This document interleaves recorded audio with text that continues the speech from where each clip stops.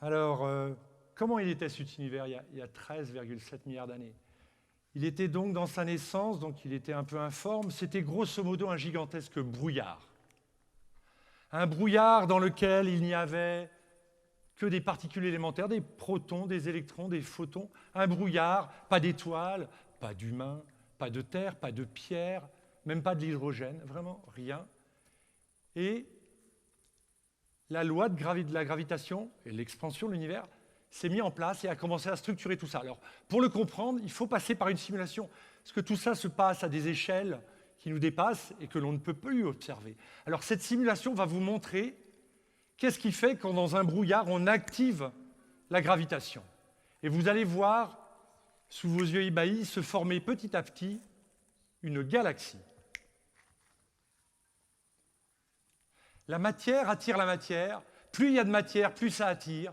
Tout le gaz arrive de gauche, de droite et se met à tourbillonner. On dit que ça conserve le moment cinétique, un peu comme les patineuses sur la glace ou à roulette. Et ça accrète, de plus en plus de masse. Des étoiles se forment. Tous les points lumineux que vous voyez, ce sont des étoiles. Et vous voyez apparaître ces bras spiraux. C'est-à-dire que cette simulation, avec la loi de gravitation, celle de Newton ou d'Einstein, grosso modo, arrive à expliquer pourquoi nous vivons dans une galaxie qui a à peu près cette taille de 100 000 années-lumière. C'est donc relativement bien compris comment une galaxie se forme au tout début de l'univers, à une époque où l'univers est encore assez compact. Une galaxie se forme ici et une autre pas très loin. Et tout ça bouge beaucoup parce qu'il y a beaucoup d'énergie. La naissance de l'univers n'est pas du tout la naissance d'une étoile cachée, toute silencieuse. La naissance de l'univers, c'est une gigantesque explosion, un été caniculaire. Et puis peu à peu, tout ça se dilue. Et c'est l'été, c'est le moment des fêtes, c'est le moment des bals. Les galaxies sont proches, elles vont évidemment se rencontrer. Et quand on regarde loin dans l'univers, on voit effectivement des galaxies très très proches les unes des autres. Et là, vous n'allez pas me croire. Je vais vous dire que quand deux galaxies se rencontrent, pas une étoile ne rentre en collision avec une autre. Simplement, elles se déforment, elles fusionnent.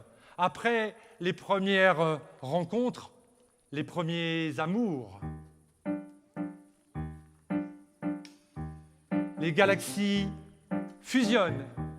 Et à partir de maintenant, elles vont passer leur vie ensemble et peut-être même ne faire qu'une. Après les premiers amours, les premières disputes, ça se passe pas toujours très bien. Mais aussi les premières naissances. Et ceci n'est pas une blague. Entre deux galaxies rentrant en collision, on voit un filament d'étoiles formé justement par l'onde de choc prodigieuse due à cette collision à 5000 km par seconde. Paris-New York en 1 seconde. Ce bal où les galaxies tournoient, c'est toute la jeunesse de l'univers. Tout le plaisir de l'univers à ses débuts, avant qu'il soit totalement dilué comme il l'est maintenant, par l'expansion. Au final, on a de jolies histoires de famille. Un tel a rencontré tel autre sous tel angle, l'autre sous un autre angle. Des rencontres sont heureuses, d'autres un peu plus malheureuses. Des rencontres avortent, d'autres durent. On a tous les oncles et toutes les tantes.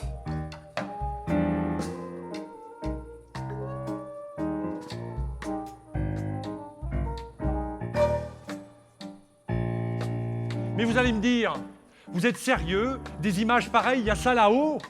Mais oui, regardez, le petit télescope là, avec son petit rayon d'ouverture, il est en train de regarder depuis une demi-heure sous la Grande Ourse, sous l'étoile du Manche.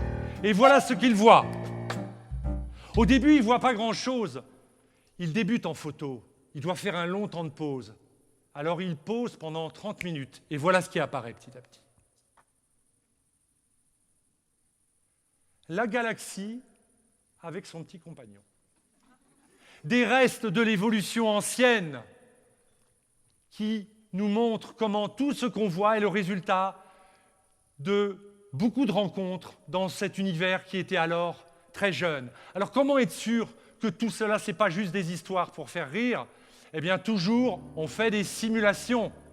On va mettre dans un ordinateur une crêpe qui rencontre une autre crêpe et on va regarder si ça se passe vraiment comme il dit.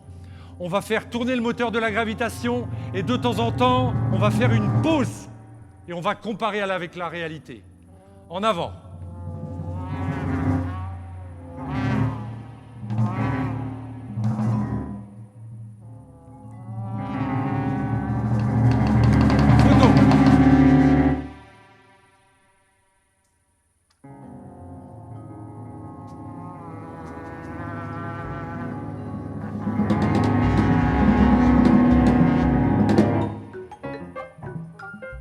Photo.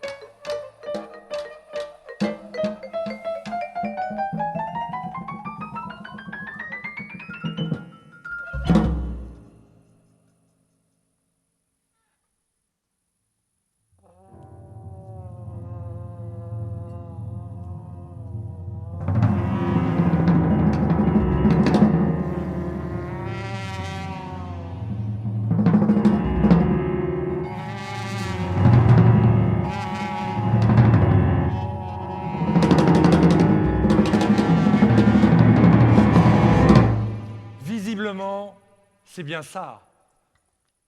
Toutes ces galaxies différentes qui nous semblent d'une variété incroyable ont l'air d'être autant de photos à différentes étapes d'une même histoire. Mais nous le savons bien, toutes les histoires sont les mêmes. Et c'est vrai aussi pour l'univers.